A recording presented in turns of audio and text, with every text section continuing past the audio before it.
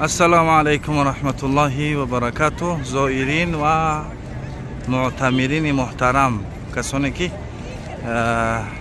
برای عمره یا که تماشا میآیند زیارت، این همی ای دروازه 318 مسجد حضرت رسول الله، ای دروازه کلان، دروازه 7 مسجد خچ، دروازه 7.